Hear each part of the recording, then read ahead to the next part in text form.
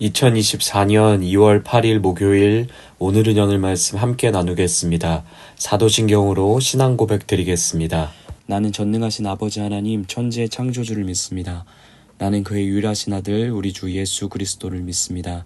그는 성령으로 잉태되어 동정녀 마리아에게서 나시고 본디오 빌라도에게 고난을 받아 십자가에 못 박혀 죽으시고 장사된 지 사흘 만에 죽은 자 가운데서 다시 살아나셨으며 하늘에 오르시어 전능하신 아버지 하나님 우편에 앉아 계시다가 거기로부터 살아있는 자와 죽은 자를 심판하러 오십니다. 나는 성령을 믿으며 거룩한 공교회와 성도의 교제와 죄를 용서받는 것과 몸의 부활과 영생을 믿습니다. 아멘. 오늘 하나님께서 우리 가운데 주신 말씀은 누가복음 5장 1절부터 11절까지 말씀입니다. 누가복음 5장 1절부터 11절까지 말씀입니다. 우리 다 찾으셨으면 우리 함께 읽어보도록 하겠습니다. 무리가 몰려와서 하나님의 말씀을 들을새 예수는 게네사렛 호숫가에 서서 호숫가에 배 두 척이 있는 것을 보시니 어부들은 배에서 나와서 그물을 씻는지라. 예수께서 한 배에 오르시니 그 배는 시몬의 배라. 육지에서 조금 떼기를 청하시고 앉으사 배에서 무리를 가르치시더니 말씀을 마치시고 시몬에게 이르시되 깊은 데로 가서 그물을 내려 고기를 잡으라. 시몬이 대답하여 이르되 선생님 우리들이 밤이 새도록 수고하였을 때 잡은 것이 없지만은 말씀에 의지하여 내가 그물을 내리리이다 하고 그렇게 하니 고기를 잡은 것이 심이 많아 그물이 찢어지는지라. 이에 다른 배에 있는 동무들에게 손짓하여 와서 도와달라 하니 그들이 와서 두 배의 채움에 잠기게 되었더라. 시몬 베드로가 이를 보고 예수의 무릎 아래 엎드려 이르되 주여 나를 떠나소서 나는 죄인이로소이다 하니 이는 자기 및 자기와 함께 있는 모든 사람이 고기 잡힌 것으로 말미암아 놀라고 세베대의 아들로서 시몬의 동업자인 야고보와 요한도 놀랐음이라. 예수께서 시몬에게 이르시되 무소하지 말라 이제 후로는 내가 사람을 취하리라 하시니 그들이 배들을 육지에 대고 모든 것을 버려두고 예수를 따르니라. 아멘. 예수님의 사역이 본격적으로 시작되었습니다.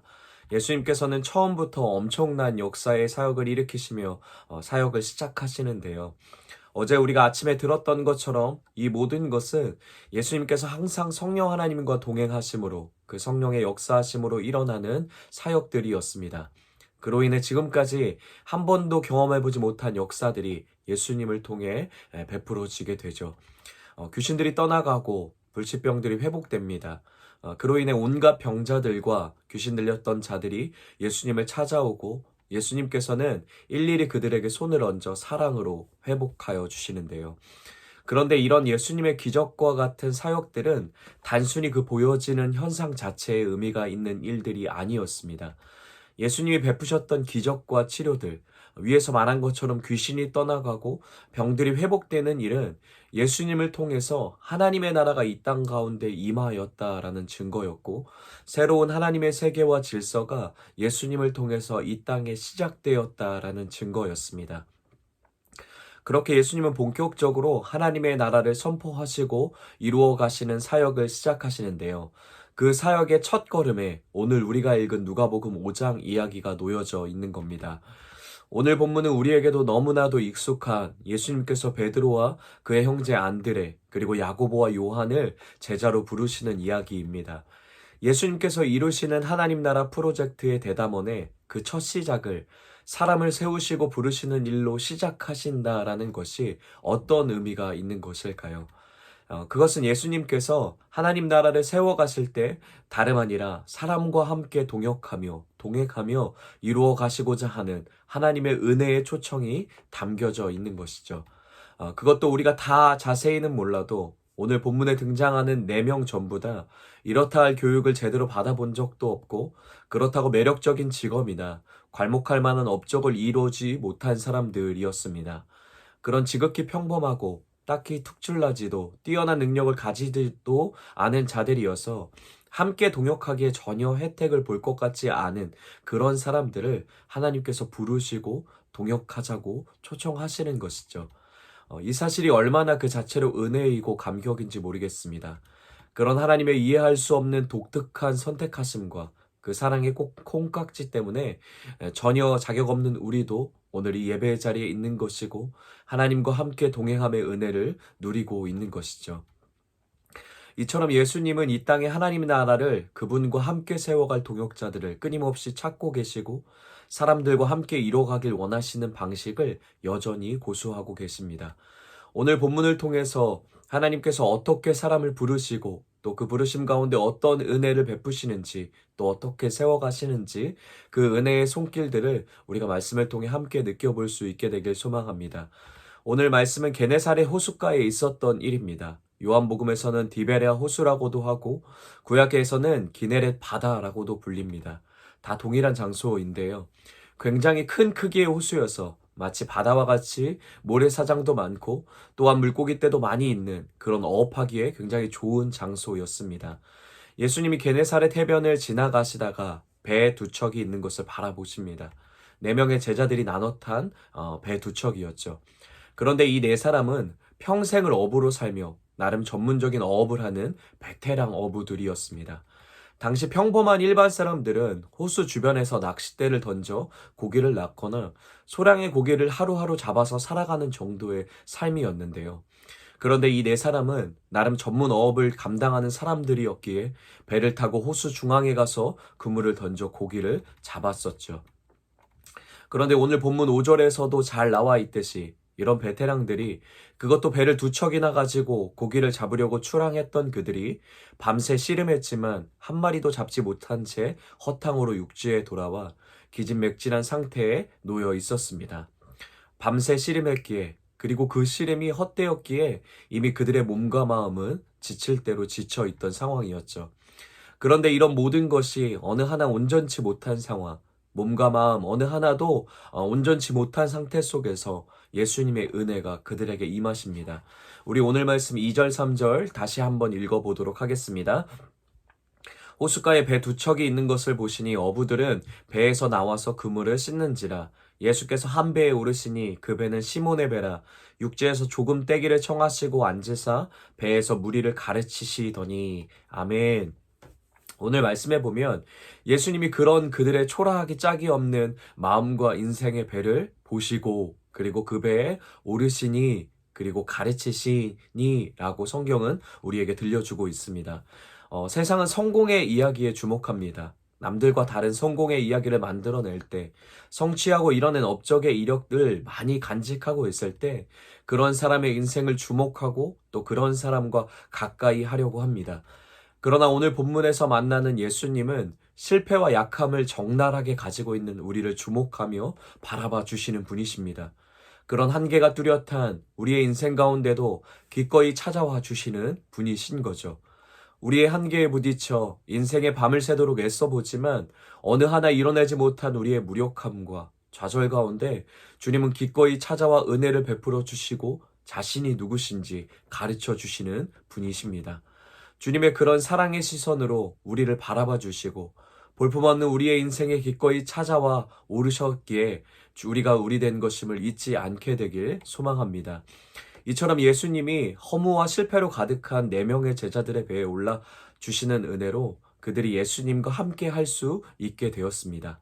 뿐만 아니라 예수님의 생명의 말씀을 들을 수 있는 기회 또한 얻게 되는데요.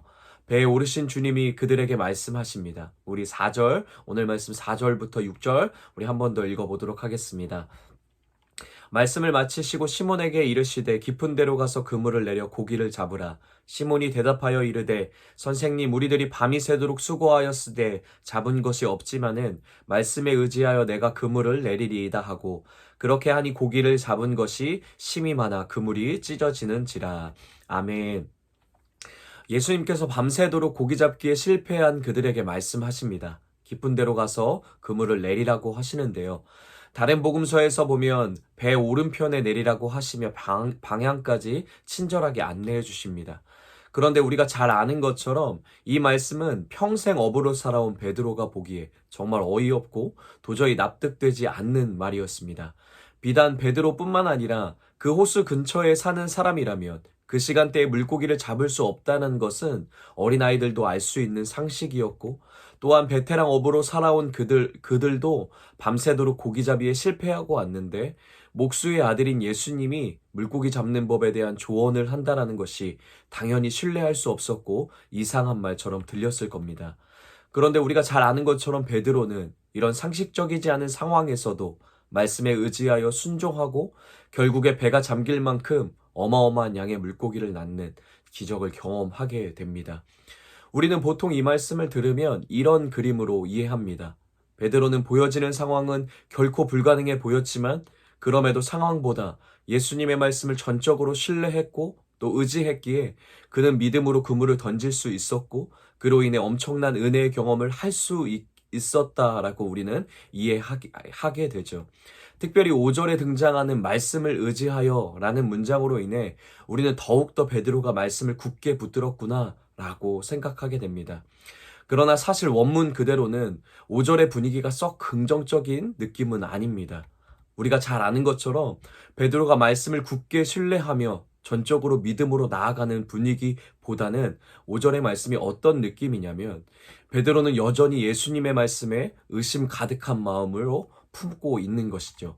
그의 마음은 여전히 의문투성이고 무엇이 맞는지, 내가 이렇게 하는 것이 맞는지 아닌지 여전히 헷갈려 하는 마음 속에 놓여 있는 분위기로 원문은 5절을 표현하고 있습니다. 그렇지만 달라지지 않은 것이 있었습니다. 그것은 베드로는 그러함에도 그 말씀 앞에 순종하기를 멈추지 않았다라는 거죠. 믿음과 확신으로 가득한 마음은 아니었지만 여전히 그의 마음은 의문과 의심이 또 헷갈림이 가득했지만 그래도 베드로는 자기에게 허락된 자리를 그리고 역할을 감당하는 것을 살아내는 것을 멈추지 않았다라는 것이죠. 물론 베드로와 내 제자들의 삶 속에 일어나는 모든 은혜의 경험은 전적으로 그들의 삶을 보시고 오르시고 가르치시는 일방적인 예수님의 택함이고 사랑의 결과였습니다. 그러나 또 한편으로 베드로의 삶 속에 그 끝내 하나님의 은혜가 임하는 경험을 할 수 있었던 것은 또 한 가지 힘은 이해되지 않았지만 해석되지 않았지만 왜 이것을 해야 하는지 답을 내릴 수 없는 상황이었지만 그러함에도 예수님이 명하신 자신의 자리와 역할을 살아내는 것을 포기하지 않았던 베드로였기 때문일 것입니다. 조금 지나긴 했지만 요즘 청소년 청년들이 쓰는 말 중에 중꺾마라는 말이 있습니다. 다들 알고 계시고 한 번쯤 매스컴에서나 미디어를 통해 들어보셨을 거라고 생각하는데요. 혹 모르시는 분들이 있으실까봐 간단히 설명드리자면 중꺾마라는 말은 중요한 것은 꺾이지 않는 마음이다 라는 말을 중꺾마라고 이렇게 줄여서 말하는 겁니다. 어떤 상황에서도 어떤 어려움에서도 중요한 것은 꺾이지 않는 마음이고 그것만 되면 모든 것을 할 수 있다라는 뜻으로 많은 사람들이 사용을 하고 있는 것이죠. 그런데 그 중꺾마라는 말의 의미가 요즘은 조금 바뀌었습니다. 한 배우도 시상식에서 이 말을 가지고 수상소감을 말하기도 했는데요. 무엇이냐면 중요한 것은 꺾이지 않는 마음이라고 외쳤던 이 말의 뜻을 이제는 중요한 것은 꺾여도 그냥 하는 마음이다 라고 그 의미를 바꿔서 사용하고 있는 것이죠. 꺾인 마음이지만 다 이해할 수 없지만 내 마음에 다 들지 않지만 내 자리를 끝까지 포기하지 않고 해야 한다라는 뜻으로 이 말을 사용하고 있는 것입니다. 오늘 본문 속 베드로의 자세가 어떻게 보면 이 바뀐 중꺾마의 자세로 예수님의 말씀에 반응하고 있는 것 같습니다. 우리도 잠잠히 우리의 삶을 돌아보면 좋겠습니다. 우리도 예수님이 우리에게 맡기신 자리와 역할이 있습니다. 가정에서, 일터에서, 그리고 교회에서, 또 세상 안에서 예수님의 우리에게 맡겨주신 것들이 있고 명하여 주신 각자의 역할과 살아내길 원하시는 삶의 모습들이 있습니다. 또 감당해야 하는 또 일들이 있습니다. 그런데 그 자리와 역할을 살아내는 우리의 마음은 사실 예수님을 향한 신뢰와 믿음으로 가득해서 기쁨과 감격으로 넘칠 때보다 5절 속 베드로의 마음처럼 의문과 때론 의심과 도저히 이해할 수 없는 마음과 용납되지 않은 마음으로 그 자리에 겨우 서 있을 때가 더 많은 것 같습니다. 그래서 어쩌면 그 자리를 그냥 포기해버리고 싶은 마음, 다 내려놓고 버려버리고 싶은 마음이 우리의 마음을 온통 사로잡고 있는 분이 오늘 아침에 이 말씀 앞에 있을지도 모르겠습니다. 그러나 우리가 포기하지 않길 소망합니다. 여전히 상식으로 이해되지 않고 해석되지 않고 여전히 의문으로 가득하고 내가 이 일을 왜 해야 하는지 용납되지 않는 것이 투성이어도 그분이 맡기신 자리와 역할, 삶을 살아내는 것을 멈추지 않는 우리가 되길 소망합니다. 오늘 5절의 베드로의 모습처럼 여러분의 자리를 끝까지 지킬 수 있게 되길 원합니다. 주님이 그런 우리를 그대로 내버려 두지 않으십니다. 우리 오늘 말씀 8절 우리 한 번 더 읽어보도록 하겠습니다. 시몬 베드로가 이를 보고 예수의 무릎 아래 엎드려 이르되 주여 나를 떠나소서 나는 죄인이로소이다 하니. 아멘. 이해되지 않았지만 의구심으로 가득했지만 그래도 아둥바둥 자기의 삶의 자리의 역할을 끝까지 포기하지 않고 지켜냈던 베드로에게 예수님이 자신이 누구신지 생생하게 경험할 수 있도록 하십니다. 예수님 그분이 주이심을, 그분이 완전한 하나님임을, 그분의 계획과 뜻이 온전함을 고백하는 자리로 베드로를 인도해 가시는 것이죠. 우리 마지막으로 11절 함께 읽어보도록 하겠습니다. 그들이 베드로를 육지에 대고 모든 것을 버려두고 예수를 따르니라. 아멘.